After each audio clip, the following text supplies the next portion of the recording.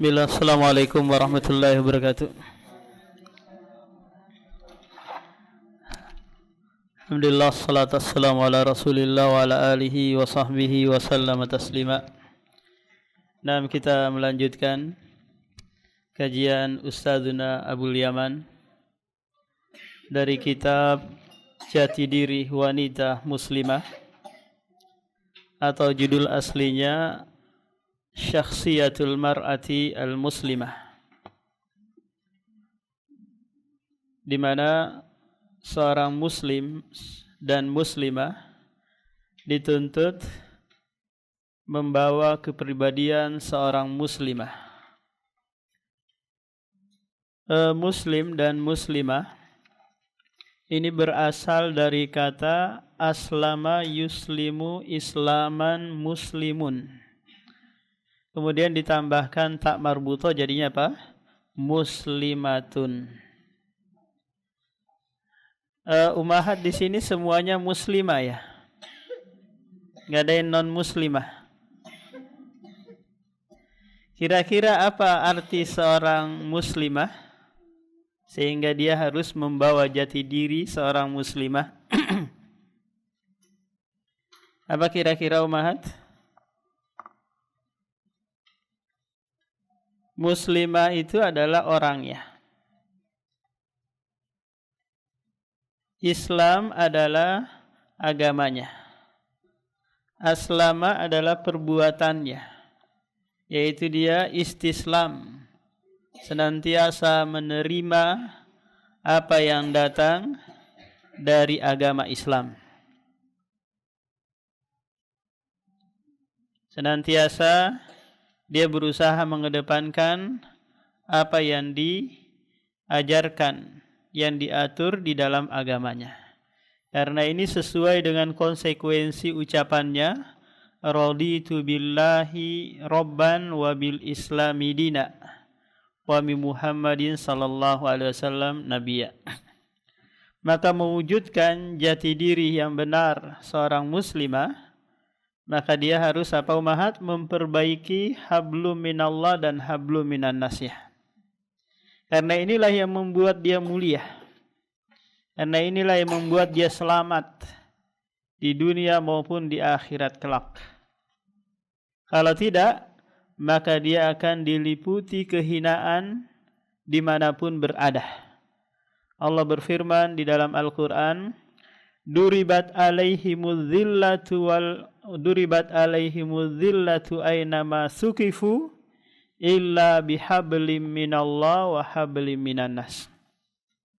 Kedua-duanya harus berjalan dan menyertai kehidupan seorang muslim dan muslimah. Maka percuma kalau sekiranya kita rajin menuntut ilmu, rajin membaca Al-Quran, akan tetapi kita masih bombean dengan tetangga, masih tidak tegur sapa dengan apa? Dengan keluarga. Lisan kita tajam kepada suami, lambat setor gaji penghasilan suami, ditodong di depan pintu. Mana? Paham? Ditodong. Kamu tidak berhak memegang uang. Mana semua store? Berarti apa ummahat? Hablum minan nasnya apa? Buruk. Meskipun dia apa? Hablum minallahnya baik.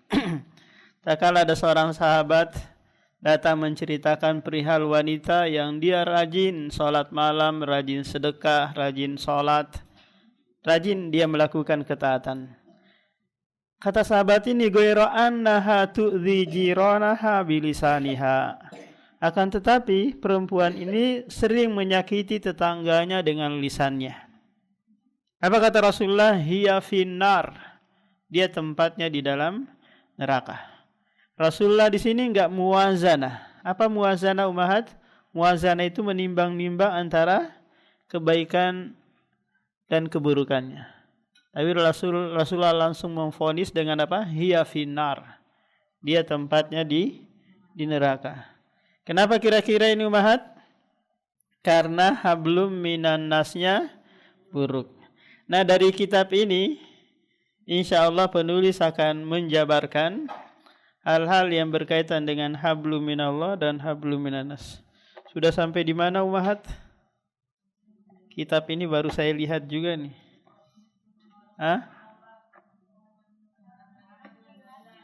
Halaman 59. Oh iya.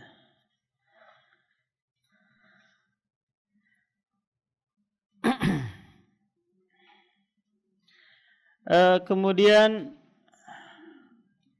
jati diri seorang muslimah yang berikutnya adalah ta'malu ala nusrati dinillah. Berbuat untuk menolong agama Allah Subhanahu wa taala. Apa maknanya ini? Maknanya segala perbuatan yang dia lakukan ini dalam rangka menolong agama Allah.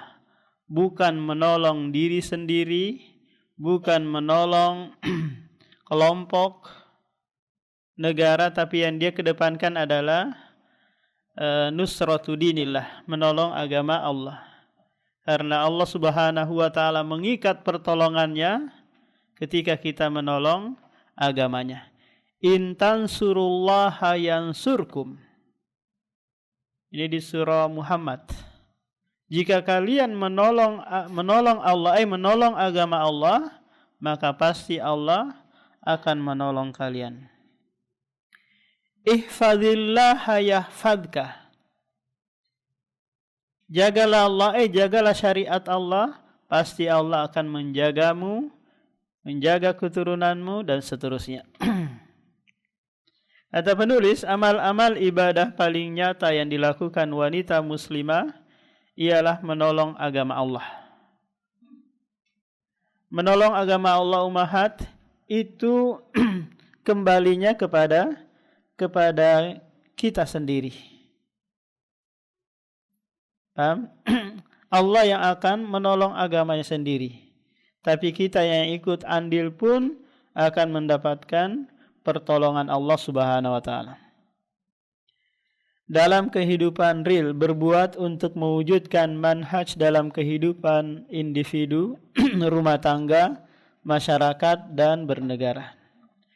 Wanita muslimah yang menyadari petunjuk agamanya tentu merasakan jauh dari relung hatinya bahwa ibadahnya masih sangat kurang.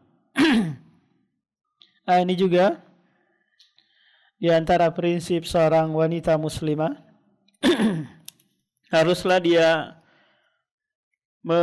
menyertai dalam kehidupannya bahwa apa yang telah dia lakukan dalam ibadah, dalam menolong agamanya itu masih sedikit. Nah, ketika dia merasakan hal ini Umahat, maka ini akan menepis rasa ujub pada dirinya. Saya loh, tahu nggak, sholat malam tadi malam. Saya loh umroh setiap tahun. Ini ujub. Bangga dengan apa yang dia telah lakukan. Ini untuk dirinya.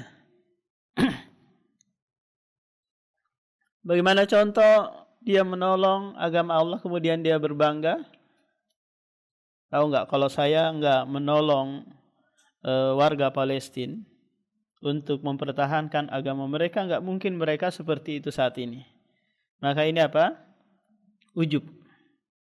Maka dia senantiasa merasa kurang dari apa yang dia telah lakukan. Karena kita tidak tahu mana sedekah kita, salat kita, sujud kita, ibadah kita yang diterima oleh Allah Subhanahu wa taala. Mana majlis yang kita hadiri diterima oleh Allah Subhanahu wa taala. Enggak kita tahu. Ini adalah sirrullah, rahasia Allah. Karena kalau sekiranya kita tahu hal itu, maka pasti kita adalah orang yang bertakwa. Tapi kita berusaha terus menjalankan ibadah untuk diri, untuk agama kita. Semoga saja ada yang diterima oleh Allah Subhanahu wa taala.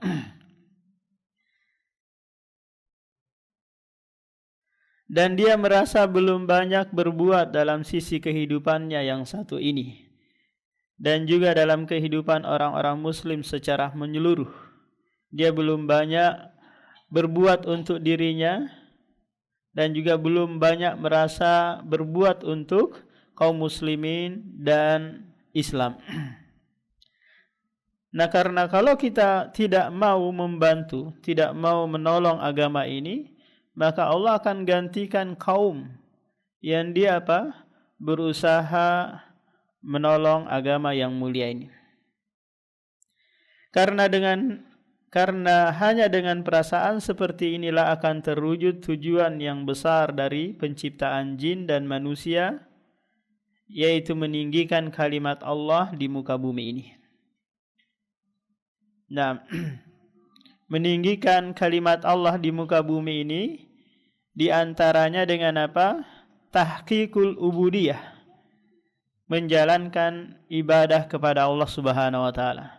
Kita tahu bersama bahwa Rasulullah dan para sahabatnya tujuan utama mereka berjihad memerangi non-muslim litakuna kalimatullahi hiyal ulya, agar kalimat Allah tinggi, agar Allah Subhanahu wa taala disembah, agar manusia menjauhi peribadatan kepada manusia, kepada makhluk, tidak sebagaimana penjajah yang ada. Itu tujuan mereka hanya merampas harta kekayaan sebuah negara.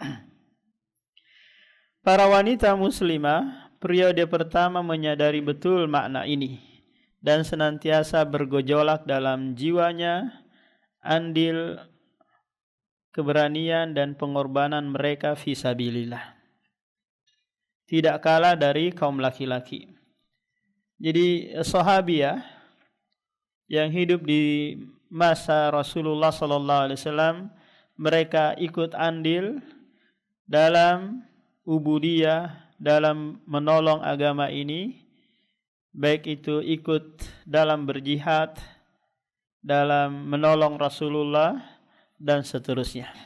Kemudian nanti penulis akan memberikan contoh-contoh sahabiah yang ikut andil dalam dalam nusratu dinillah, menolong agama Allah Subhanahu wa taala. Bahkan di antara para wanita salaf, wanita-wanita terdahulu, yaitu dari kalangan sahabiah, ini ada yang lebih hebat dari sebagian kaum laki-laki di berbagai medan. Kita tahu bahwa sahabiah yang ikut perang itu mereka ambil bagian seperti merawat orang yang sakit, menyiapkan makanan dan minuman dan seterusnya. Inilah Asma bintu Umais, istri Ja'far bin Abi Thalib.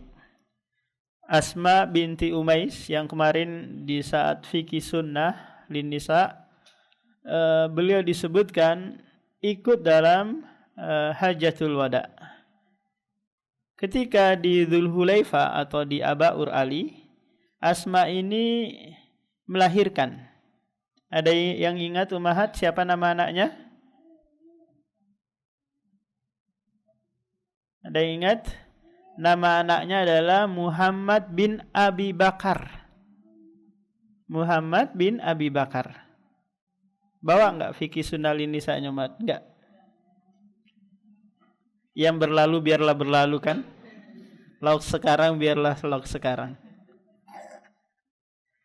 Nah, Asma binti Umais melahirkan putra di Hajatul Wada di Dzulhulaifah, namanya Muhammad bin Ja'far. Akan tetapi di sini Ummahat, suaminya namanya apa?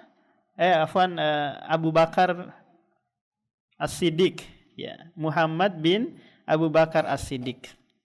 Tapi di sini suaminya namanya Ja'far bin Abi Thalib, saudara dari Ali bin Abi Thalib.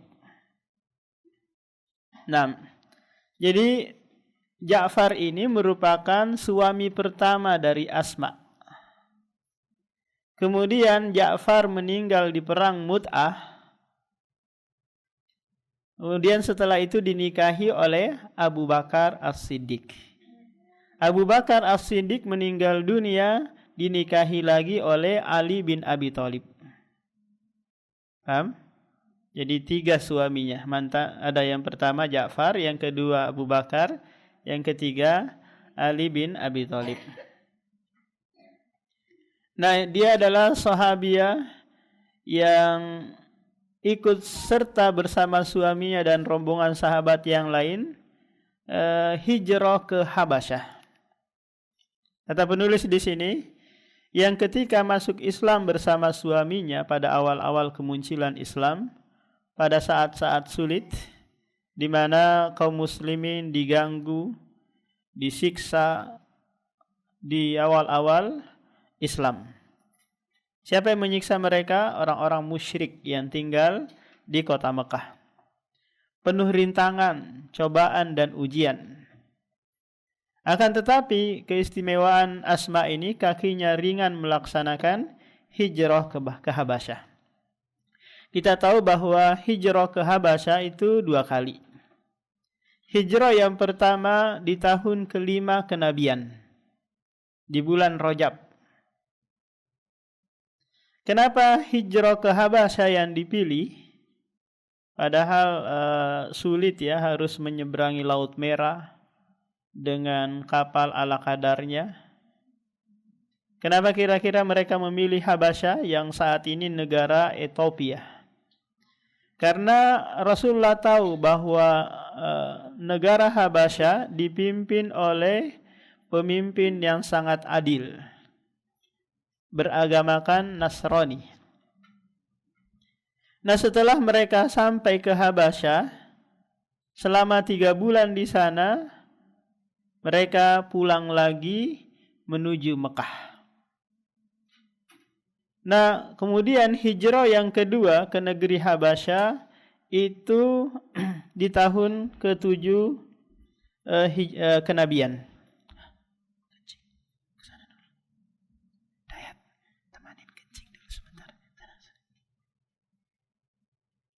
Di tahun berapa Ummahat? Ke-7 kenabian. Nah, setelah itu mereka hijrah sampai ke Habasyah. Nah, di sana tinggal lama, tinggal 15 tahun lamanya.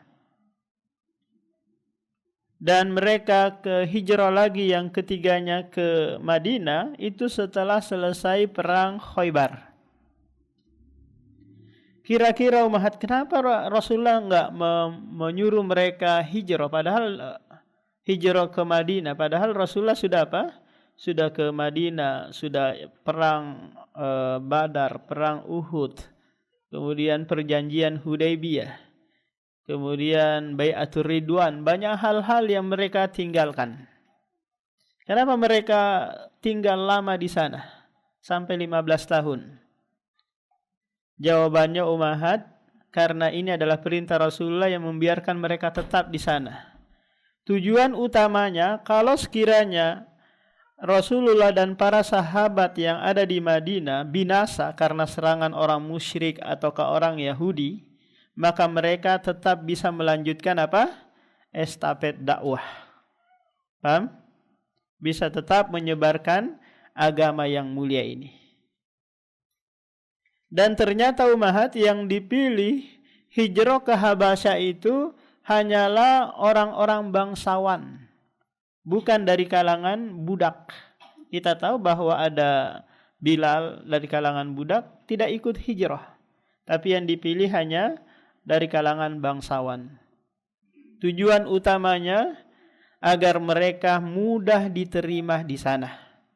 Karena kalau sekiranya bangsawan yang datang, maka penduduk Habasyah atau Ethiopia menerima mereka. Tapi kalau dari kalangan budak, ini sulit diterima.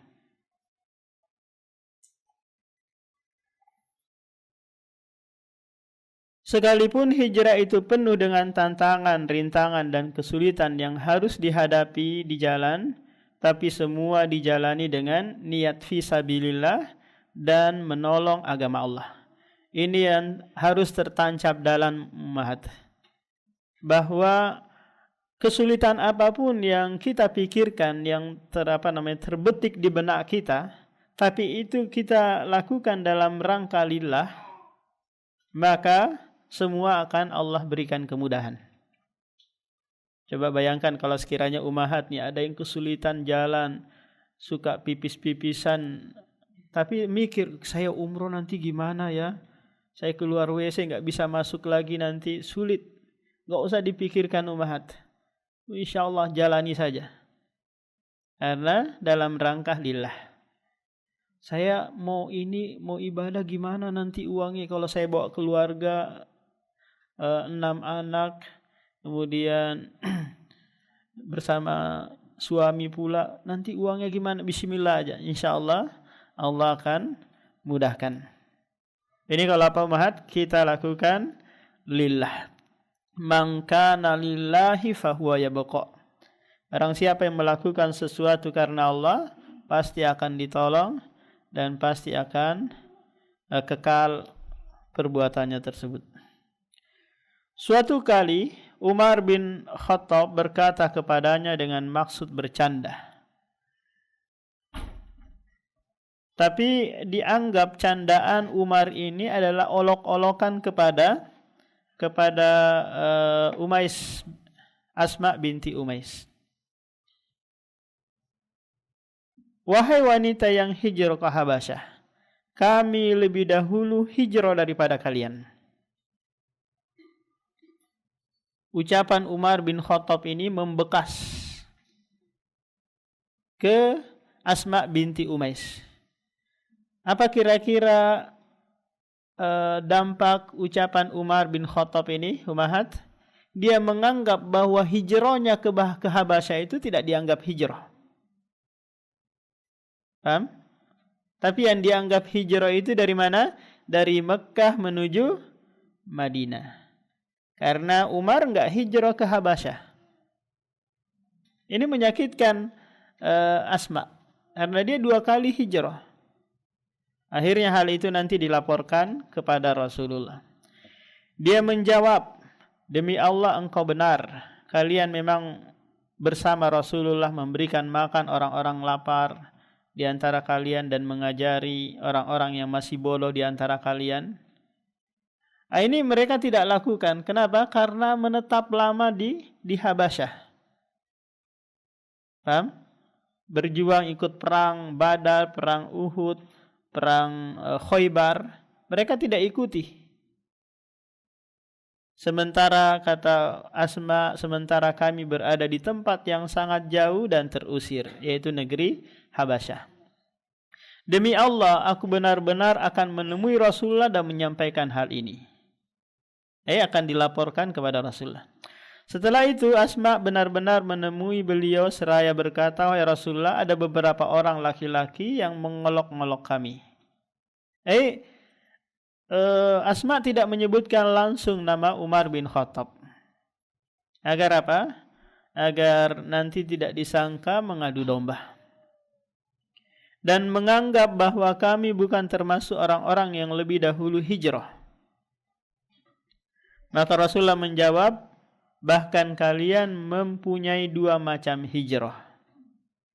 Yaitu kalian hijrah ke negeri Habasyah ketika kami sedang tergadaikan di Mekah. Tidak bisa hijrah ke Madinah wala ke Habasyah karena belum dapat izin dari Allah Subhanahu wa taala. Kemudian setelah itu kalian hijrah kepada kami, yaitu hijrah ke Madinah setelah 15 tahun di Habasyah. Asma binti Umaisin telah menyampaikan hujah yang tepat untuk mendapatkan keutamaan sebagai golongan orang-orang yang pertama hijrah ke Habasyah. Lalu dia bisa meminta semacam pengakuan dari Rasulullah bahwa golongan inilah mempunyai keutamaan karena 2 kali melakukan hijrah.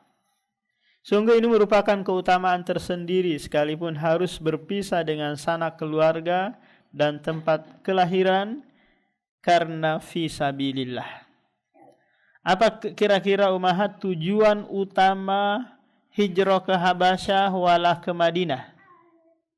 Apa kira-kira tujuan utamanya? Tujuan utamanya adalah menjaga dakwah. Menjaga keberlangsungan apa?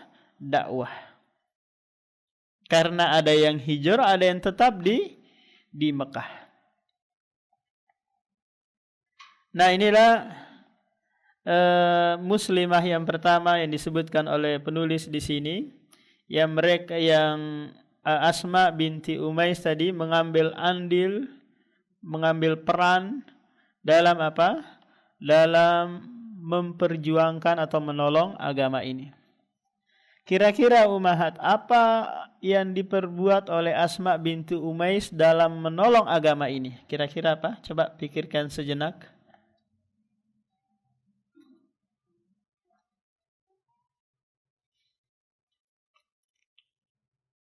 Apakah dia berperang? Apakah dia berdakwah? Apakah dia memberikan makan orang?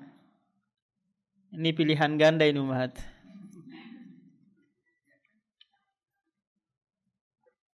Kira-kira apa? Apa bentuk pertolongan dia terhadap agama ini?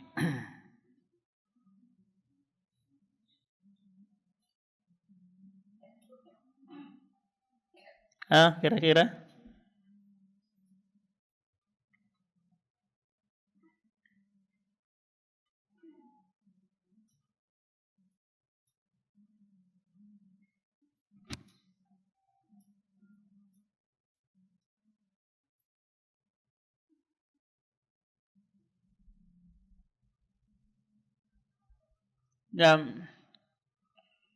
Yang dilakukan oleh Asma ini sejatinya dalam rangka menolong agama Allah, yaitu dengan hijrahnya dia ke Habasyah. Meskipun di sana tidak ngapa-ngapain, tapi dia dianggap telah menolong agama Allah. Karena kalau sekiranya Rasulullah dan sahabat yang masih tersisa di Mekah itu dihabisi oleh Abu Jahal dan konco-konconya, maka mereka tetap bisa melanjutkan estafet dakwah tauhid. Paham? Meskipun belum melakukan apa-apa, tapi dia sudah membawa agama ini untuk dipertahankan. Nah, kemudian sahabiah yang lain yang terdepan dalam membela agama ini, pada waktu Bai'ah Aqobah. Bai'ah Aqobah adalah bai'at yang dilaksanakan di Aqobah, yang kita tahu tempat melempar jamro Aqobah. Dilaksanakan secara sembunyi-sembunyi di tengah malam yang gelap gulita. Kita tahu bersama bahwa Bai'atul Aqobah itu terjadi 2 kali. Di tahun ke-11 kenabian dan setelahnya, pertama dan yang kedua. Yang kedua ini dihadiri oleh 73 sahabat Ansor dari kabilah Aus dan Khazraj. Nah, yang menarik ada 2 sahabiah yang ikut dalam Bai'atu al-Aqobah as-Saniyah. Dan inilah cikal bakal nanti berdirinya negara Islam di Madinah. Karena yang datang ini perwakilan dari kabilah-kabilah yang ada di Madinah. Kita tahu sebelum Bai'atul Aqobah al-Ula dan as-Saniyah, Rasulullah sallallahu alaihi wasallam berusaha mendakwai siapa saja yang datang untuk melaksanakan haji di Mekah. Rasulullah berusaha menyampaikan dakwah kepada mereka. Ada yang menerima dan ada pula yang menolak. Yang mempunyai peranan sangat vital dalam menolong Rasulullah juga tak lepas dan kehadiran wanita muslimah.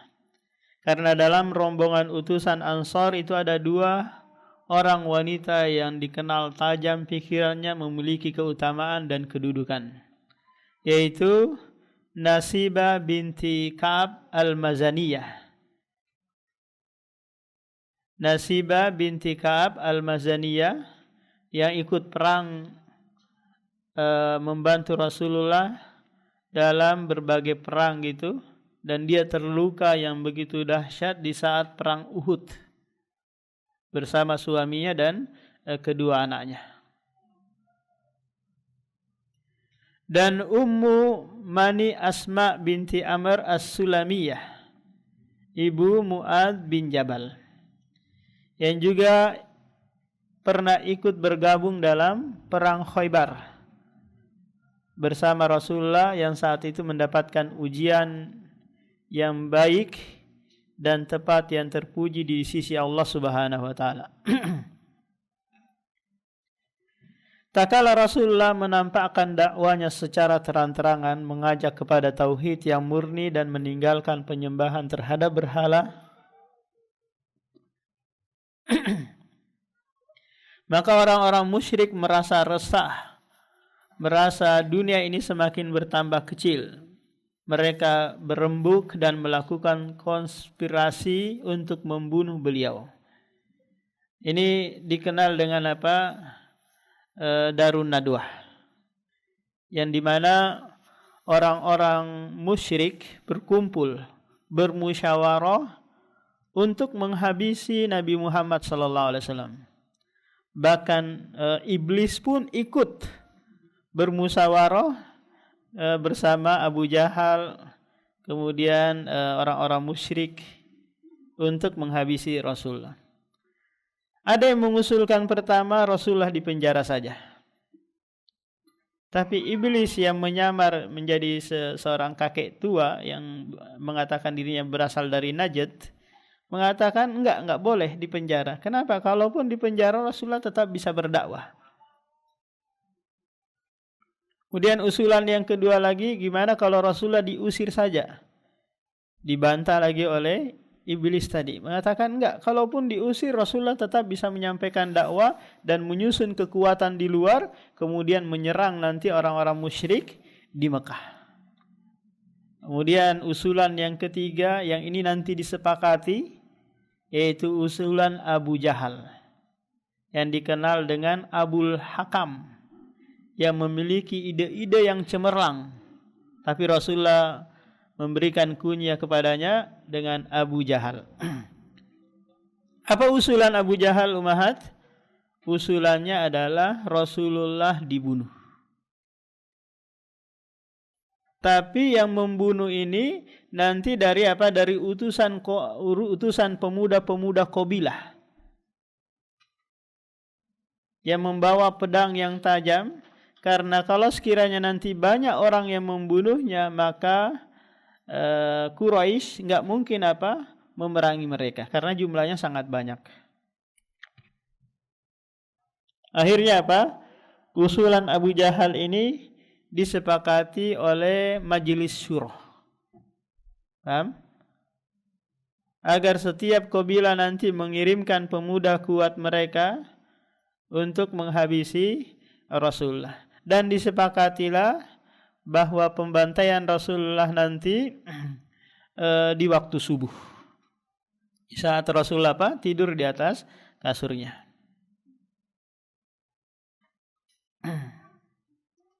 Akan tetapi Rasulullah telah diberitahukan oleh Jibril alaihissalam tentang niat jahat mereka ini, dan sekaligus diizinkan untuk hijrah ke Madinah. Bersegeralah Rasulullah menjumpai Abu Bakar untuk menceritakan hal ini, mengajak beliau untuk hijrah bersama Rasulullah ke Madinah. Tapi Abu Bakar radhiyallahu an telah menyiapkan 2 ekor onta yang dia gunakan untuk hijrah ke Madinah. Tapi Rasulullah enggak mau kalau dikasih gratis. Paham? Rasulullah mau beli. Abu Bakar mendesak agar Rasulullah menerima saja secara gratis kendaraannya gitu, tapi Rasulullah tidak mau, tetap harus membelinya. Kenapa kira-kira Ummahat? Karena Rasulullah tahu bahwa hijrah ini adalah amalan yang mulia. Maka saya gunakan uang sendiri. Saya nggak mau ditraktir, nggak mau ditanggung. Paham? Dia mau dengan uang hasil upayanya sendiri.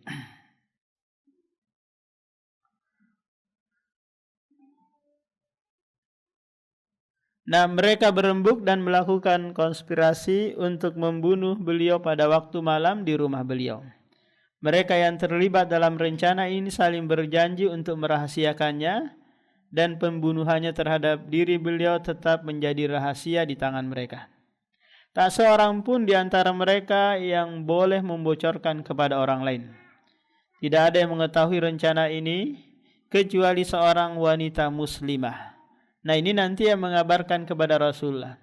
Sehingga Rasulullah memanggil Ali bin Abi Thalib agar tidur di ranjang dan berselimutkan selimut yang biasa dipakai oleh Rasulullah. Kenapa kira-kira ini ummahat? Rasulullah memanggil Ali yang saat itu umurnya 23 tahun. Kenapa kira-kira? Kan kemungkinan ada hal yang buruk terjadi kan?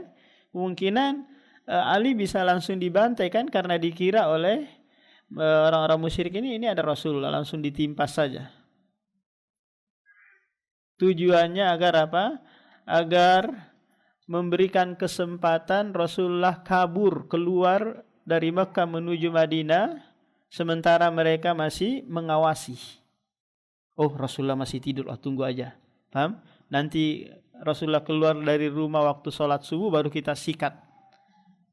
Paham? Ini tujuannya agar mereka kalau mengintip, kelihatan masih ada orang tidur. Kalau enggak ada orang tidur di atas kasur kan bahaya. Bisa segera mungkin mereka berkeliaran mencari. Agar Agar Rasulullah ada kesempatan keluar. Akhirnya Rasulullah ke rumah Abu Bakar, dan start hijrahnya itu dari Dari rumah Abu Bakar. Mereka berangkat di pertengahan malam. Tapi langsung menuju selatan, menuju Goa Sur. Nah, di sini ada seorang wanita muslimah yang membocorkan hal ini, yang usianya sudah berumur 100 tahun. Dia adalah Ruqayyah binti Soifi. Ada yang mengatakan Ruqayyah binti Abi Soifi. Soifi, Soifi. Apakah dia seorang muslimah ataukah musyrikah? Wallahu alam, saya enggak mendapati tentang hal ini. Yang jelasnya dia memberikan bantuan kepada Rasulullah dengan mengabarkan apa yang direncanakan oleh orang-orang musyrik. Tapi hal ini sebelumnya sudah diketahui oleh Rasulullah dari Jibril alaihi salam. Usianya yang sudah udzur dan badannya yang sudah lapuk tidak membuatnya berdiam diri. Dia membocorkan sesuatu kabar yang itu sangat merugikan Rasulullah kalau Rasulullah tidak meninggalkan kota Mekah. Dia segera menemui Rasulullah dan mengabarkan rencana mereka dan menganjurkan agar beliau segera menyelamatkan diri. Karena itu beliau berangkat hijrah ke bumi Allah yang paling dicintai, meninggalkan Ali bin Abi Thalib tidur di tempat tidurnya beliau dan berselimut dengan selimut beliau untuk mengecoh orang-orang musyrik yang mengepung rumah beliau dan untuk mengalihkan perhatian mereka agar tidak melakukan pengejaran. Nah, ini umat. Tujuan Rasulullah memanggil Abu Bakar, memanggil Ali agar tidur di ranjangnya. Betapa besar pengabdian yang diulurkan wanita yang agung ini terhadap Islam dan kaum muslimin. Betapa besar jihad yang dilakukannya untuk menyelamatkan hidup Rasulullah dalam situasi yang sangat kritis. Tak kala Rasulullah sudah meninggalkan Mekah bersama rekannya Abu Bakar As-Siddiq, dan ini di tengah malam. Lalu Abu Bakar dan Rasulullah bersembunyi di sebuah goa yang dikenal dengan apa? Bukit Sur, Jabal Sur. Ini arah selatan dari sisi kota Mekah. Kalau dulu ditempuh sekitar 14 kilo. Sekarang karena banyaknya terowongan gitu, banyaknya gunung yang dibolongin, maka bisa 6 kilo saja. Kenapa kira-kira Rasulullah menuju Gua Sur dan berdiam di sana selama 3 hari? Kenapa kira-kira Ummahat? Agar nanti kaum musyrikin yang mencari ke sana kemari kelelahan, kecapean, ya sudah, berarti kita nggak bisa menemukan, putus asa mereka. Paham? Ini yang diinginkan oleh Rasulullah. Kenapa sembunyi di tempat yang kecil, yang dimuat ya 2 orang saja, yang membuat Abu Bakar sedih ketika hampir-hampir orang musyrik melihat tempat persembunyian mereka. Karena kalau sekiranya orang musyrik yang mencari tersebut nunduk saja, pasti kelihatan.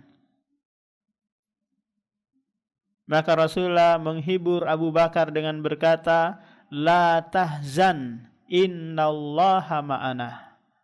Jangan bersedih, sesungguhnya Allah bersama kita. Allah akan menolong kita. Dan ucapan Rasulullah ini diabadikan di dalam Al-Quran Al-Karim yang dibaca sampai hari kiamat.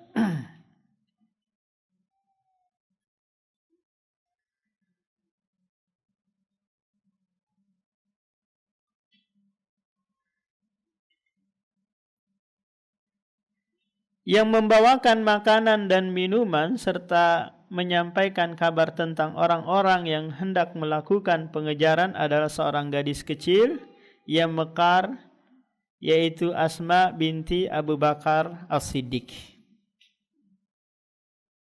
yang saat itu umurnya baru sekitar 10 tahun. Tapi dia berkhidmat untuk membawakan makanan sampai dia tidak memiliki sesuatu untuk mengikat di punggungnya. Akhirnya dirobeklah 2 kain, dirobeklah sebuah kain menjadi 2 untuk mengikat makanan dan minuman agar dia bawa ke Gua Sur. Jadi bolak-balik, bayangkan Ummahat, 14 kilo, kira-kira dari mana itu? Dari sini ke kilo 17 ya. Dari sini kilo 3,5. Jalan kaki Ummahat. Itu bolak-balik. Selama Selama 3 hari. Membawakan makanan, minuman, dan memberikan informasi kapan mulai berangkat lagi menuju Madinah.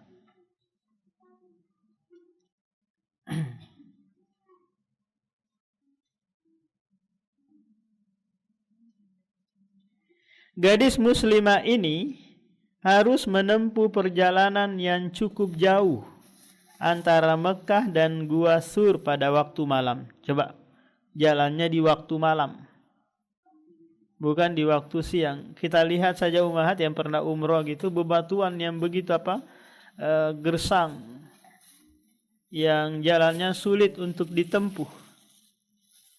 Dan Asma ini berjalan kaki, tidak naik onta, wala motor, wala mobil, enggak. Dia berjalan kaki. Kesulitan itu dia hadapi untuk berkhidmat kepada Rasulullah dan bapaknya. Kelelahan yang dia jalani, rasakan itu hilang. Karena dia niatkan semua lillah. Hasratnya yang menggebu-gebu membuatnya tidak memperdulikan kejalangan yang biasa menerkamnya di tengah perjalanan.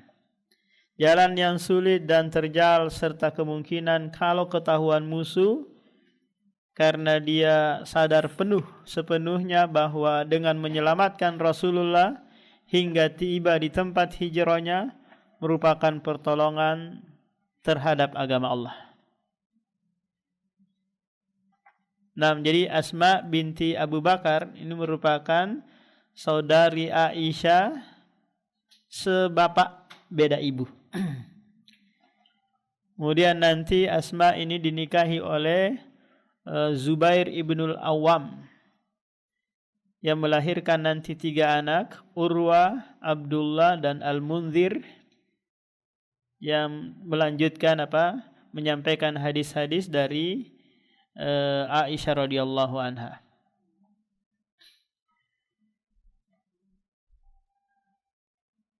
Meninggikan kalimatnya, memenangkan kebenaran dan pasukannya.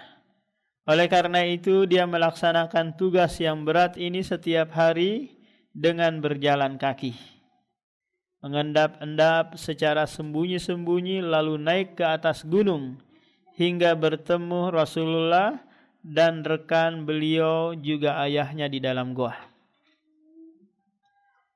Kira-kira Ummahat, Asma ini belakangan atau barengan menuju Gua Sur? Sebelumnya bersamaan. Jadi berangkatnya 4 orang dengan 2 kendaraan. 4 orang tersebut, yang pertama adalah Rasulullah, yang kedua Abu Bakar, yang ketiga orang musyrik yang ditugaskan nanti sebagai penunjuk jalan yang diberikan upah. Kemudian Asma ini yang tugasnya mengantar makanan, membawa makanan yang dia ikatkan di punggungnya. Nah, sesampai di Gua Sur, masuklah Rasulullah dan Abu Bakar sembunyi. Nah, kuda yang ditunggangin, onta yang ditunggangin 2 ekor tadi itu dibawa oleh ini yang membimbing dia ke Madinah, dibawa untuk sementara waktu. Sampai 3 hari setelahnya baru datang. Agar kalau sekiranya kudanya diparkir di atas gunung juga selesai. Ketahuan kan?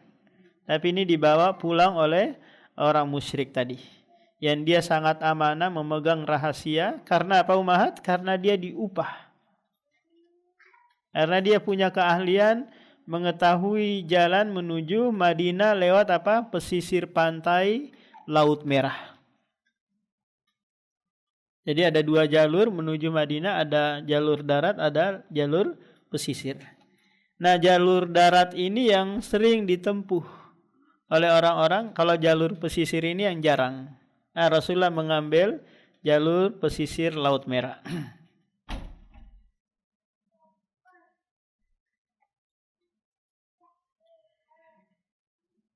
Oleh karena itu, dia melaksanakan tugas yang berat ini setiap hari dengan berjalan kaki, lalu naik ke atas gunung hingga bertemu Rasulullah dan rekan beliau juga ayahnya di dalam gua. Jadi, kenapa Asma tahu? Karena sebelumnya dia ikut dan pulang. Kemudian besoknya lagi datang. Sampai 3 malam Asma melakukan hal itu. Dengan melalui jalan yang sama, dia kembali lagi ke rumah di tengah malam yang gelap gulita.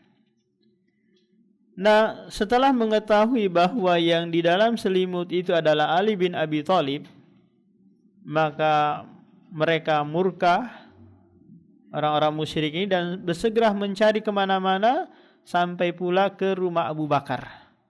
Mereka mencari, ternyata di dalam rumah Abu Bakar enggak ada juga. Yang ada hanya keluarganya.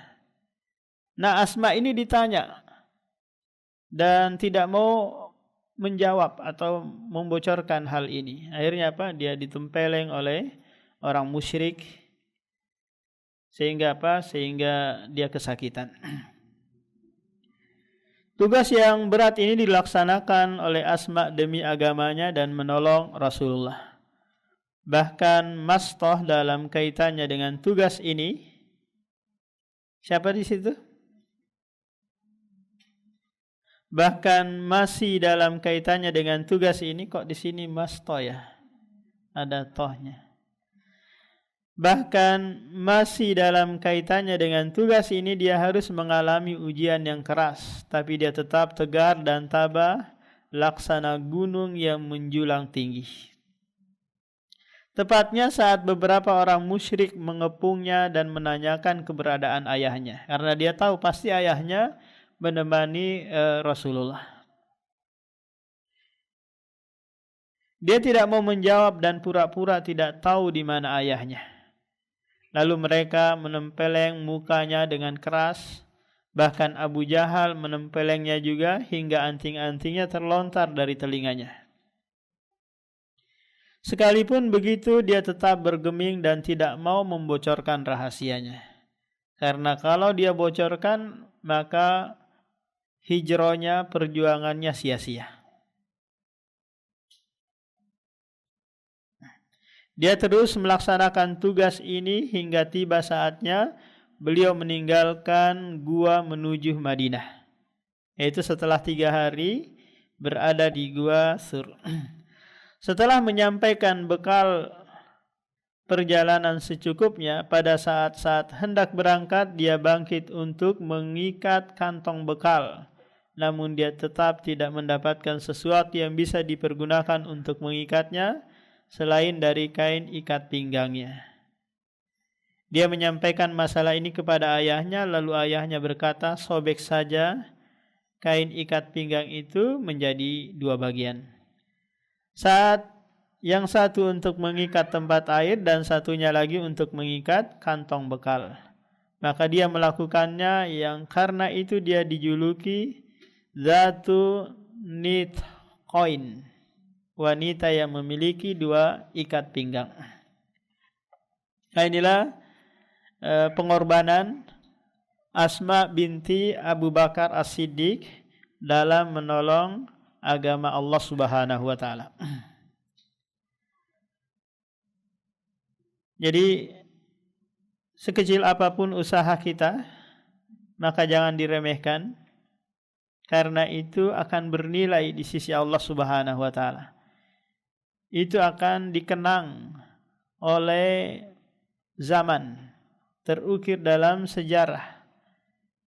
Meskipun kita tidak menampakkannya, menceritakannya kepada orang lain, memasang di status media sosial dan yang lainnya, zaman akan mengukir bahwa itu adalah kebaikan. Menolong agama Allah dan melibatkan diri dalam prosesi dakwah merupakan kebiasaan wanita muslimah pada awal perjalanan Islam. Karena iman sudah memenuhi hati mereka.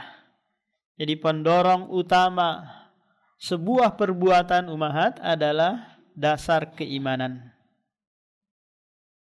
Kalau keimanan ini sudah terpatri, maka dengan mudahnya melakukan amalan-amalan zahiriyah. Tapi sebaliknya, jika keimanan belum merasuk ke dalam hati, berbusa mulut ibunya, bapaknya nyuruh sholat anaknya, itu setengah mati. Berusaha bohong, berusaha sembunyi-sembunyi. Kenapa ummahat? Karena tadi keimanan belum masuk. Jadi penanaman pendidikan iman ini adalah terdepan di dalam pengajaran Allah Subhanahu wa taala dan Rasul-Nya. Maka mereka tidak betah lagi berdiam di wilayah kafir, jauh dari cahaya Islam. Karena itu mereka pun melakukan hijrah bersama suaminya. Jika mereka bersuami, hijrah mereka sama dengan hijrah kaum laki-laki. Karena Rasulullah menyebutkan dalam sebuah hadis itu, yang hadis pertama dalam Arba'in An-Nawawi, innamal a'malu binniyat wa innamal likulli imri'in ma nawa. Faman kanat hijratuhu lillah fa hijratuhu ilallah. Di sini menggunakan man, yaitu masuk di dalamnya laki-laki, perempuan, anak kecil, orang dewasa yang berhijrah karena Allah Subhanahu wa taala.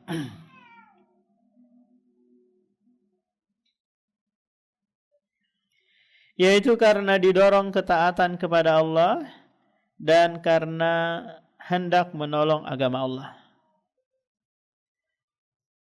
Sekarang kita bisa nggak hijrah juga umahat? Ya bisa.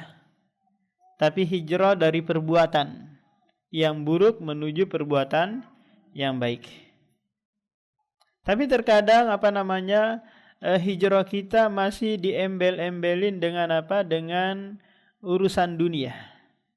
Saya kalau dapat posisi di majelis taklim tersebut, saya malas ngurusin. Saya kalau nggak dijadikan pembina, ketua, apa gitu malas saya ngurusin. Berarti ini bukan lillah kan? Dia sebagai penggerak dakwah, dia bukan niatnya karena lillah.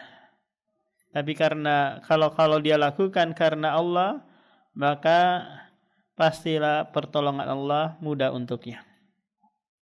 Iman mereka tidak berbeda jauh dengan iman kaum laki-laki. Pengorbanan mereka juga tidak berbeda jauh dengan pengorbanan yang dilakukan kaum laki-laki.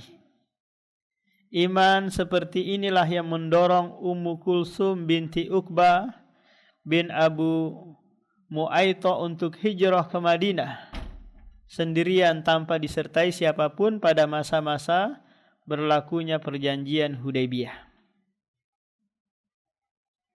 Kita tahu di antara butir kesepakatan perjanjian Hudaybiyah umahat bahwa penduduk Mekah yang hijrah ke Madinah itu harus dibalikin. Paham? Dan kaum muslimin yang ke Mekah tidak boleh kembali ke Madinah. Ini merugikan banget enggak umat? Ini sangat merugikan. Paham? Sangat merugikan. Tapi si Ummu Kulsum ini berusaha hijrah diam-diam untuk apa? Untuk menjaga agamanya. Setelah tiba di Madinah, Ummu Kulsum berkata kepada Rasulullah, "Aku lari mendatangi engkau dengan membawa agamaku. Engkau boleh menghalangiku, akan tetapi jangan kembalikan aku kepada mereka." Coba lihat umahat, apa yang disampaikan Ummu Kulsum? Jangan kembalikan aku kepada mereka. Karena di butir perjanjian Hudaybiyah di tahun ke-6 Hijriah ini yang disepakati oleh Rasulullah dan orang-orang musyrik bahwa orang yang hijrah harus dibalikin ke Mekah. Akan tetapi ada sebuah kaidah yang berbunyi umahat bahwa syartullah, syarat Allah lebih dikedepankan daripada syarat-syarat manusia.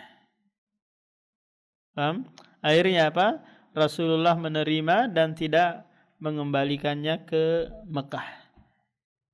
Karena mereka akan menyiksaku dan mendatangkan cobaan kepadaku.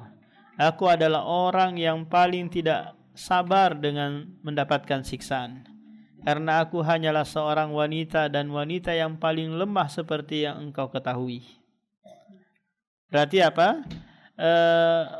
Mempertahankan atau menjaga agama si Ummu Kulsum ini lebih dikedepankan oleh Rasulullah daripada apa?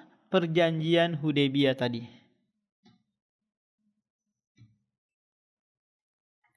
Kulihat engkau telah mengembalikan 2 orang laki-laki. Ummu Kulsum juga telah mengetahui bahwa ada nih yang sudah dikembalikan ke Mekah karena tadi kesepakatan di perjanjian Hudaybiyah. Nah, kemudian kata Rasulullah, sesungguhnya Allah telah membatalkan perjanjian terhadap wanita. Itu terdapat dalam surah Al-Hasyr. Fala tarji'uhunna, jangan kembalikan mereka.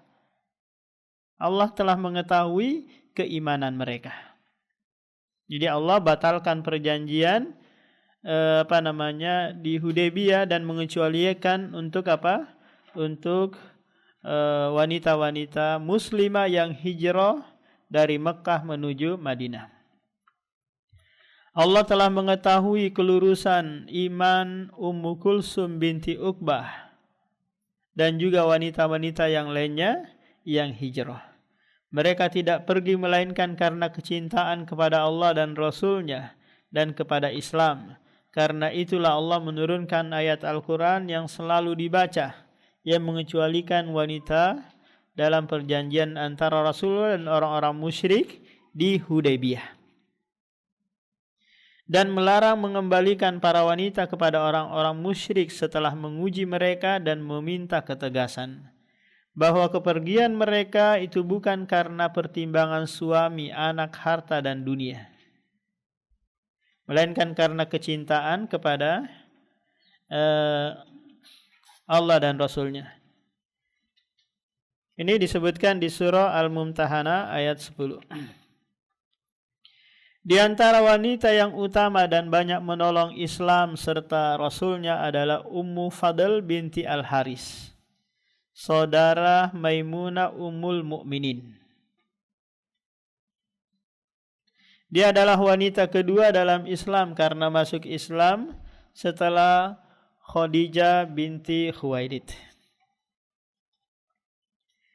Pada waktu terjadinya perang Badar antara orang-orang musyrik dan kaum musyrikin, perang Badar pertama, yang berakhir dengan kekalahan telak di pihak orang-orang musyrik, kita tahu bahwa perang Badar itu tidak seimbang antara jumlah pasukan Rasulullah dengan pasukan orang musyrik.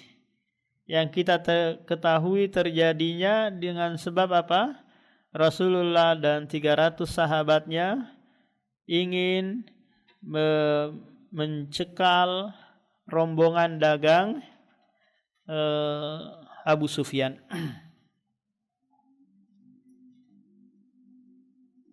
Maka Ummu Fadhi memerintahkan anak-anaknya dan pembantunya Abu Rafi agar menyembunyikan kegembiraan mereka setelah mendengar kabar kekalahan Quraisy. Berarti mereka masih di Mekah. Dengan maksud untuk menghindari kesewenang-wenangan orang-orang musyrik terutama Abu Lahab yang memendam kedengkian dan kebencian terhadap Rasulullah. Para sahabat dan dakwanya saat itu mereka masih berada di Mekah, tetapi pembantunya tidak kuasa menutupi kegembiraannya mendengar kabar ini. Karena itu dia dihajar habis-habisan oleh Abu Lahab, paman Rasulullah SAW yang sangat benci kepada ponakannya, yang sedang kalap dan menumpahkan segala kekesalahannya kepada hamba sahaya yang miskin ini. Ketika Ummu Fadhi mengatakan apa yang dilakukan Abu Lahab terhadap Abu Rafi, dia bangkit laksana singa betina sambil menghampiri Abu Lahab. Dia berseru, "Engkau menganggapnya lemah jika tidak ada tuannya." Seketika itu Ummu Fadil memukul Abu Lahab dengan menggunakan tiang penyangga Ka'bah tepat di kepalanya, hingga menimbulkan luka yang menganga dan menyebabkan kematiannya. Jadi Abu Lahab dibunuh oleh Ummu Fadil tadi. Ini keberaniannya dia. Setelah itu Abu Lahab hanya bertahan hidup selama 7 hari. Karena pertimbangan fisabilillah dan menolong agama Allah, dengan sabar hati Ummu Fadil berpisah dengan suaminya karena Rasulullah memerintahkan agar suaminya tetap berada di Mekah dan dia harus hijrah ke Madinah. Berarti hijrah tanpa mahram ini ya. Karena harus berpisah cukup lama, tentu saja membuat Ummu Fadil dirundung kesedihan. Dengan sabar hati dia menghabiskan hari-harinya dengan salat dan puasa. sambil mengharap kedatangan suami tercinta di Madinah. Setelah merampungkan tugasnya di Mekah yang agak bisa menghibur diri dan mengurangi kegundahan hatinya, ialah saat melihat anaknya yang paling besar Abdullah yang selalu menyertai Rasulullah dan menimba langsung dari sumber petunjuk dan mengambil dari cahaya yang cemerlang. Berarti dia hijrah bersama anak-anaknya, tidak bersama istrinya, suaminya. Dia sama sekali tidak pernah berpikir bahwa sejarah menyediakan lembaran untuk mencatat dirinya sebagai ibu yang agung bagi anaknya yang menjadi ulama umat Islam dan penerjemah makna Al-Quran, yaitu Abdullah bin Abbas. Nah, demikian umahat. Nanti dilanjutkan lagi oleh Ustaz Abu Yaman. Kita tutup. Subhanakallahumma wa bihamdika, asyhadu an la ilaha illa anta, astaghfiruka wa atubu ilaik.